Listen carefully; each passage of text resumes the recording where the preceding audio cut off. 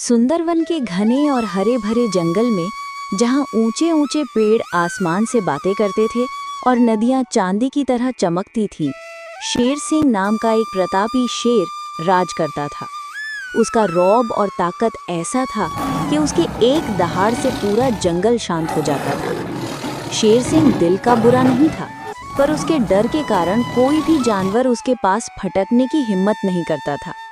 अपनी विशाल गुफा के एकांत में वो अक्सर अकेलापन महसूस करता था। उसे लगता था कि इस राजपाट का क्या लाभ जब कोई दिल से उसका सम्मान न करे, जब कोई दोस्त ही न हो। इसी अकेलेपन से तंग आकर एक दिन उसने जंगल की फिजा बदलने का एक साहसिक फैसला किया। मैं इस जंगल का राजा हूँ, फिर भी कितना अकेला हूँ। सब मुझसे डरते हैं, सम्मान तो करते हैं पर प्रेम नहीं। मुझे इस डर की दीवार को तोड़ना होगा। मैं एक ऐसा आयोजन करूंगा जिसमें पूरा जंगल शामिल हो। हाँ, एक भव्य दावत, जहां राजा और प्रजा का भेद मिट जाएगा, जहां सब एक परिवार की तरह साथ बैठकर भोजन करेंगे। ये विचार आते ही शेर सिंह के चेहरे पर एक चमक आ गई। उसने तुरंत अपनी सबसे चतुर और बुद्धिमान मंत्री लोमड़ी को बुलवाया। जंगल में लोमड़ी अपनी चालाकी के लिए जानी जाती थी, लेकिन शेर सिंह उसकी बुद्धि और सूझबूझ का कायल था और उस पर बहुत भरोसा करता था। लोमड़ी, हम इस आने वाली पूर्णिमा की रात को एक विशाल दावत का आयोजन करना चाहते हैं। हम चाहते हैं कि सुंदरवन का हर एक प्राणी, चाहे वो छोटा हो या बड़ा, इस जश्न में शामिल हो। ये तुम्हारी जिम्मेदारी है कि तुम जंगल के कोने कोने तक हमारा निमंत्रण पहुंचाओ। सबको ये संदेश दो कि राजा शेर सिंह ने उन्हें दोस्ती और प्यार के नाते भोजन पर आमंत्रित किया है, किसी डर से नहीं। ये तो बहुत ही नेक विचार है महाराज। आपके इस संदेश से जंगल में निश्चित ही एक नई सुबह होगी। आप चिंता न करें, मैं यह सुनिश्चित करूंगी कि आपका प्यार भरा न्योता हर एक जानवर तक पहुंचे। लोमड़ी राजा का आदेश पाकर पूरे उत्साह के साथ निकल पड़ी। वो जानती थी कि ये काम आसान नहीं है, क्योंकि जानवरों के मन में बसे शेर के डर को निकालना मुश्किल था। वो अपनी बुद्धिमानी का इस्तेमाल करते हुए सबसे पहले जंगल के सबसे पुराने और समझदार सदस्य गज्जू दादा, प्रणाम। आपके लिए एक शुभ समाचार है। महाराज शेर सिंह ने पूर्णिमा की रात को एक शाही दावत रखी है और आपको सपरिवार आमंत्रित किया है। क्या? शेर की दावत?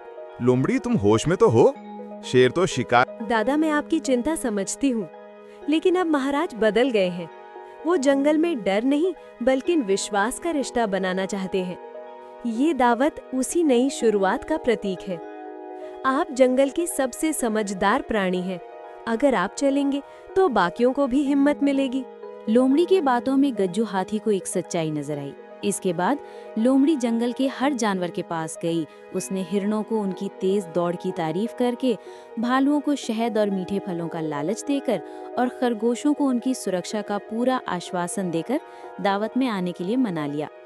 जल्द ही शेर की दावत की खबर पूरे जंगल में आग की तरह फैल गई, लेकिन जंगल में हर कोई इस बदलाव से खुश नहीं था।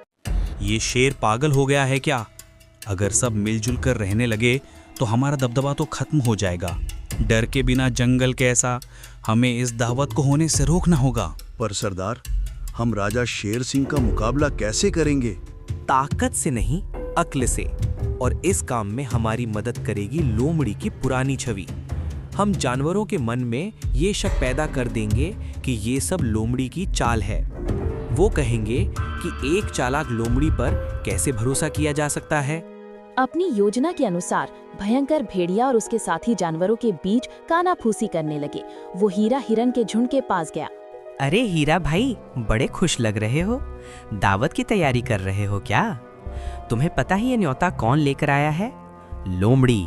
वही लोमड़ी जो अपनी चालाकी के लिए बदनाम है। कहीं ऐसा तो नहीं कि उसने अपनी जान बचाने के लिए हम सबको शेर के आगे परोसने का सौदा कर लिया हो। भोले हो तुम। शेर और लोमड़ी की दोस्ती पर भरोसा कर रहे हो। अपनी जान प्यारी है तो उस दावत से दूर ही रहना। भेड़िए की बात ने हीरा हिरन और दूसरे छोटे जानवरों के मन में शक का बीज बो दिया। जो जानवर पहले खुश थे, अब वे डरने लगे। जब ये बात गज्जू, हाथी और लोमड़ी तक पहुंची तो उन्होंने मिलकर सभी जानवरों की एक सभा बुलाई। भाइयों शांत हो जाओ, मुझे पता है तुम सब डरे हुए हो, लेकिन क्या हमने भयंकर भेड़िए की बातों पर इतनी आसानी से यकीन कर लिया? हमें लोमड़ी और महाराज शेर सिंह को एक मौका देना चाहिए। मैंने आप सबको महाराज का सच्चा संदेश दिया है, उन्होंने मुझ पर विश्वास किया है। क्या आप सब मुझ पर थोड़ा सा विश्वास नहीं कर सकते? अगर मेरे इरादे गलत होते तो मैं सबसे पहले गज्जू दादा जैसे शक्तिशाली जानवर को क्यों बुला? लोमड़ी की सच्ची बातों और गज्जू हाथी के समर्थन ने जानवरों को हिम्मत दी। सबने फैसला किया कि वे दावत में जाएंगे, लेकिन सावधान रहेंगे। पूर्णिमा की चांदनी रात में जंगल जगमगा उठा। शेर की गुफा के बाहर का मैदान फूलों और पत्तियों से सजाया गया था।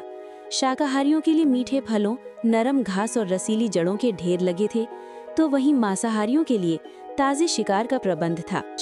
आइए गज्जू भाई, आपका स्वागत है। बंटी खरगोश, डरो मत बेटा, ये तुम्हारा ही घर है। सब आराम से बैठो और भोजन का आनंद लो। शेर का विनम्र व्यवहार देखकर जानवरों का डर धीरे धीरे पिघलने लगा। बच्चे खेलने लगे, बड़े बूढ़े आपस में बातें करने लगे।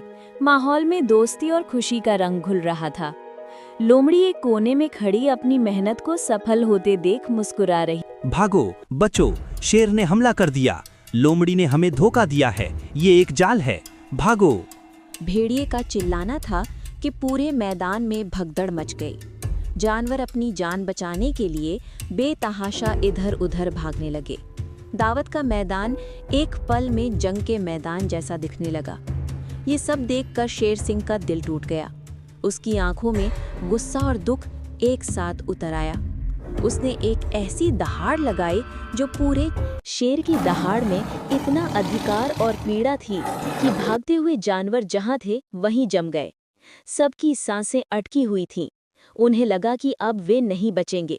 तो ये सिला दिया तुम लोगों ने मेरे विश्वास का। मैंने तुम्हें अपना परिवार बनाना चाहा और तुमने मेरे घर आकर ही मुझ पर शक किया। आखिर ये आग किसने लगाई है? कौन है जो हमारे जंगल की शांति नहीं चाहता? सब चुपचाप सिर झुकाए खड़े थे। किसी में हिम्मत नहीं थी कि वो कुछ बोले। तभी वो छोटा खरगोश जिसे भेड़िए ने धक्का दिया था, महाराज, हमला आपने नहीं किया। ये भयंकर भेड़िया है, इसने मुझे धक्का दिया और फिर खुद ही चिल्लाने लगा कि आपने हमला कर दिया है। सारी आंखें भयंकर भेड़िए की ओर घूम गई। अपना राज खुलते देख भेड़िया भागने की कोशिश करने लगा, लेकिन शेर के एक इशारे पर उसके सिपाहियों ने उसे घेर लिया। महाराज, मुझे माफ कर दीजिए। मैं नहीं चाहता था कि जंगल में अशांति हो। मुझसे गलती हो गई। तुम्हारी गलती की सजा तुम्हें जरूर मिलेगी, लेकिन आज नहीं। आज जश्न का दिन है। मैं अपनी प्रजा पर हाथ नहीं उठाऊंगा। फिर शेर सिंह लोमड़ी की ओर मुड़ा। और लोमड़ी, तुमने अपनी बुद्धिमानी और वफादारी से मेरा दिल जीत लिया। आज से तुम्हारी चालाकी को कोई गलत नहीं समझेगा, बल्कि तुम्हारी बुद्धिमानी का सम्मान करेगा। राजा की ये बात सुनकर लोमड़ी की आंखों में आंसू आ गए। सभी जानवरों को अपनी गलती का एहसास हुआ और उन्होंने भेड़िए की बातों में आने के लिए राजा से माफी मांगी। उस दिन के बाद दावत का जश्न दोगुनी खुशी के साथ मनाया गया। डर और शक के बादल छट चुके थे और सुंदरवन में सचमुच एकता और प्रेम का एक नया सवेरा हुआ था।